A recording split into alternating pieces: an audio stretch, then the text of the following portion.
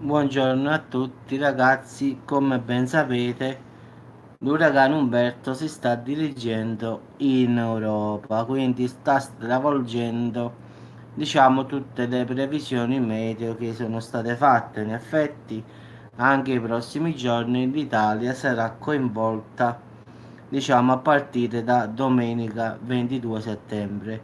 Che innescherà una violenta ondata di maltempo nel Mediterraneo proprio grazie alla spinta dell'uragano Umberto sul nostro continente. Quindi intanto alle Bermuda si stanno contando un sacco di danni già provocati dall'uragano Dorian. Poi si è messo lui Umberto, che oltre 29.000 persone attualmente sono senza elettricità.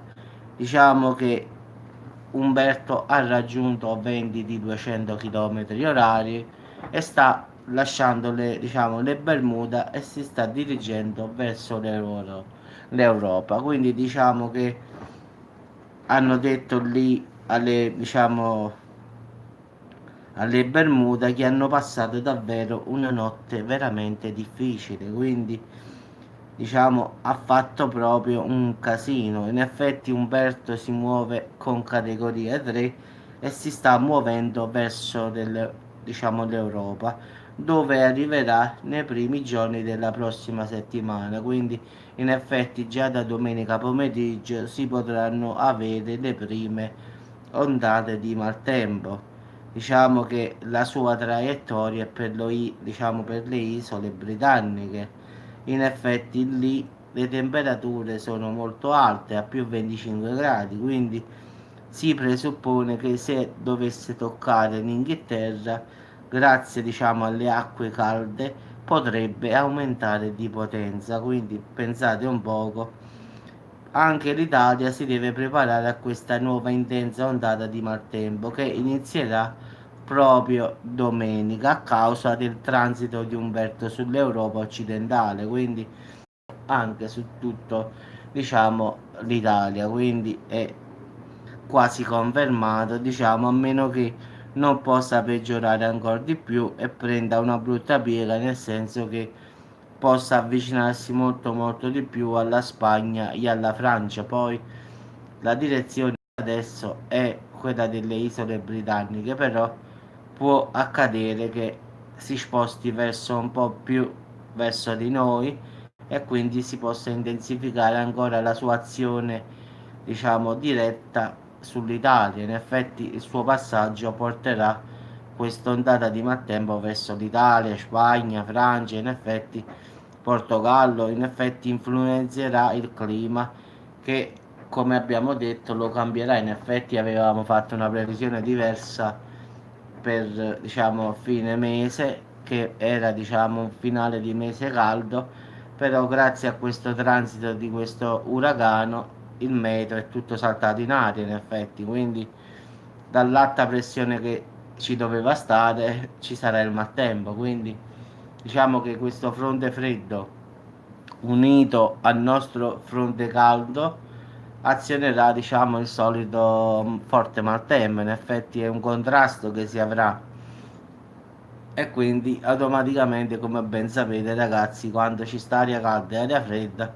scoppiano i temporali. Quindi questo è logico e matematico, quindi dobbiamo solo sperare che questo Umberto non si avvicini molto molto alla Spagna e al Portogallo, in effetti alla Francia, anche perché la sua direzione è un po' instabile. In effetti è un po', sì, hanno dato una direzione esatta, però ragazzi è ancora tutto da vedere, può cambiare. Infatti ieri io l'ho detto, in effetti ha tre possibilità: isole britanniche quasi al 70%, l'altro 30% Spagna o Francia. Quindi che una possibilità che abbia più conseguenze sull'Italia ci sta in effetti. Quindi già adesso se colpisce le isole britanniche già l'Italia è coinvolta in questo maltempo. Ma se per puro caso dovesse colpire Portogallo e Spagna sarebbe ancora molto peggiore di quello che abbiamo già detto noi. Quindi se deve arrivare una tempesta ragazzi, se questo si avvicina a Spagna e Portogallo, arriverà una super tempesta invece di una tempesta, quindi una cosa molto più forte. Quindi diciamo che in Italia non arriverà lui vero e proprio, cioè Umberto non arriva in Italia, però avvicinandosi molto a noi arriverà più forte che mai.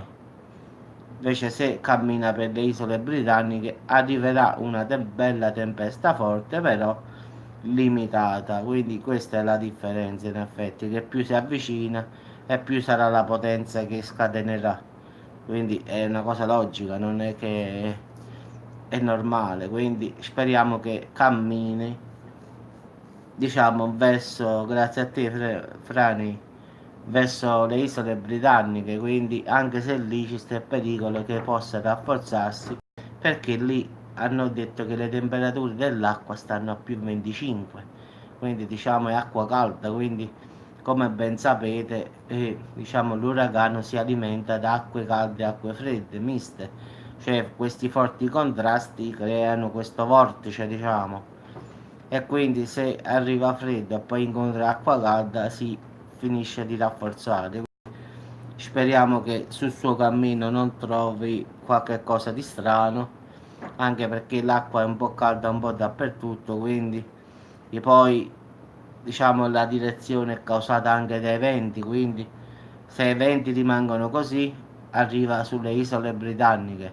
Se poi i venti si spostano, allora può succedere di tutto, che possa colpire la Spagna, il Portogallo, la Francia.